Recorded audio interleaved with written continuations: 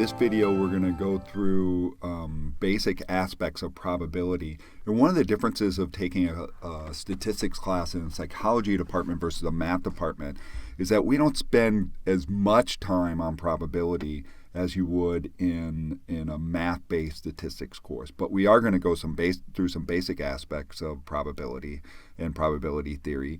And with this, just note that it might seem complicated, but it can get pretty complicated. What we're going to do within this class, though, is pretty straightforward. So just hang with it. I think you'll definitely understand it, and I think intuitively you'll see, oh yeah, okay, I do use probabilities in my everyday life.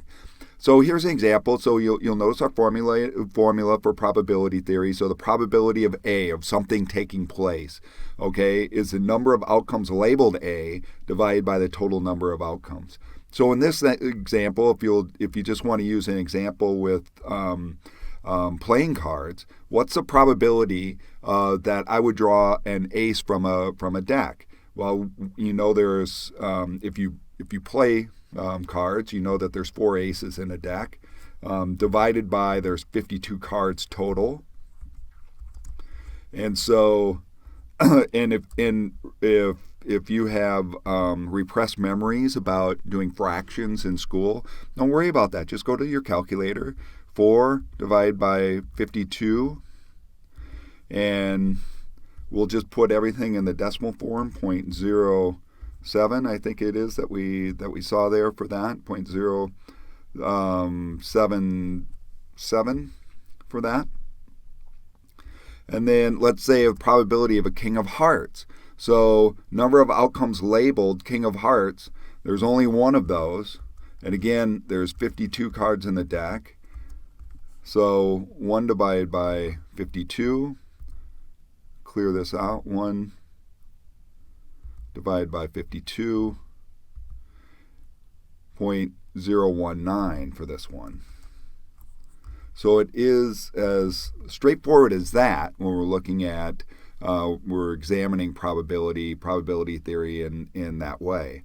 So now we've got some different aspects of probability. We've got a couple rules that you have to keep in mind when you're trying to combine probabilities together. So there's the addition rule. So when you come across a probability problem to where they're using the word or is being used, that means we're using the addition rule. So they're mutually exclusive outcomes. Outcomes can occur together. So an example here, what's the probability of selecting a jack or a queen from a deck of cards? So we go here for our probabilities. What's the probability of selecting a jack? It's 4 out of 52, right? What's the probability of selecting a queen? Same thing, 4 out of 52. So it is that we would add those probabilities together. Now again, if you got those repressed memories about fractions, don't worry about it. We've already converted this to a decimal form. So you remember when we did this, 4 divided by 52, that was 0.177. 0.177, and let's just go to the calculator to double check my memory. Sometimes it's not great. 4 divided by 52, and it wasn't great. 0.077. I like to say I make those mistakes on purpose so that you feel more comfortable about making mistakes as well. We add those together for here, and so we've got 0.15 roughly here of what we have, 0.007 plus 0.077, 0.154, that would be fine. 0.15 would be fine. 2 decimal places, by the way, is fine. If you want to go 3 decimal places on probability, that's fine as well. So you'll notice that's how it is that we would use the addition rule. Our other rule is the multiplication rule, and you would use that when you're seeing the word and in the problem. So the multiplication rule, independent outcomes, occurrence of one outcome has no effect on the probability of the occurrence of the other outcome. So here's an example. What's the probability of selecting a jack and a queen? So we have the word and. So remember, we were doing probabilities. The probability of selecting a jack is 4 out of 52. And then it's multiplication. We're times.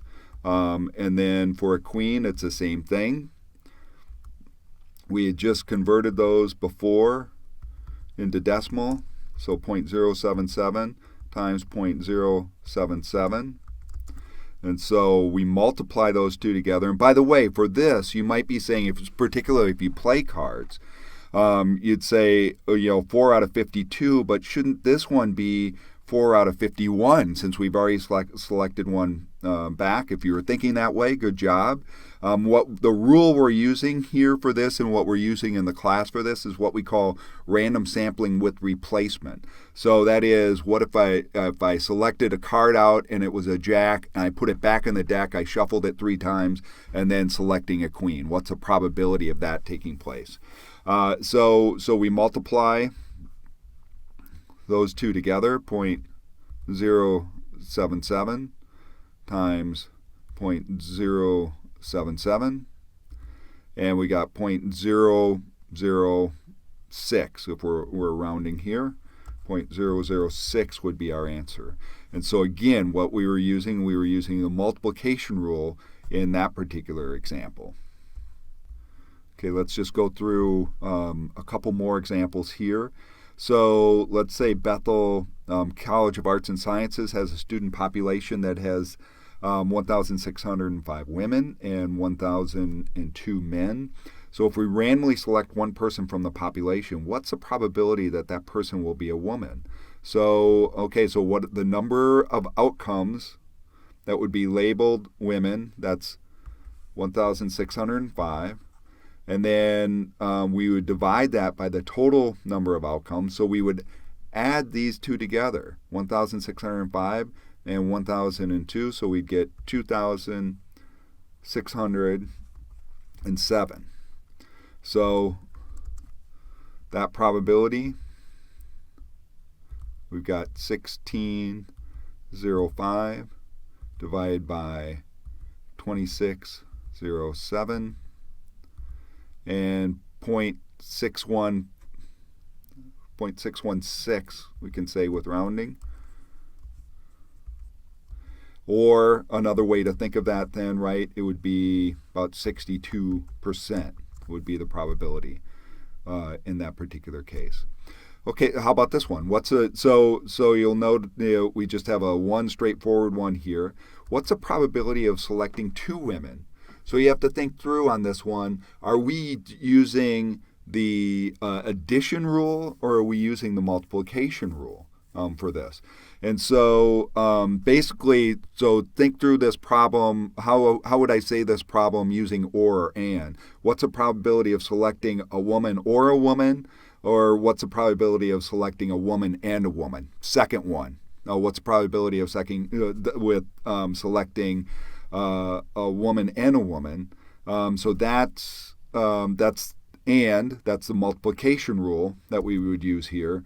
So the probability of selecting a woman would be 0.616, right? That's what we figured out up here, times 0.616 equals, and so we're just multiplying those two, 0.616 times 0.616, and what was our answer again? 0.379. Okay, so that's how it is. Another example of how we would use probability in these two examples here. I hope that's straightforward enough for you to help you with your homework assignment related to probability.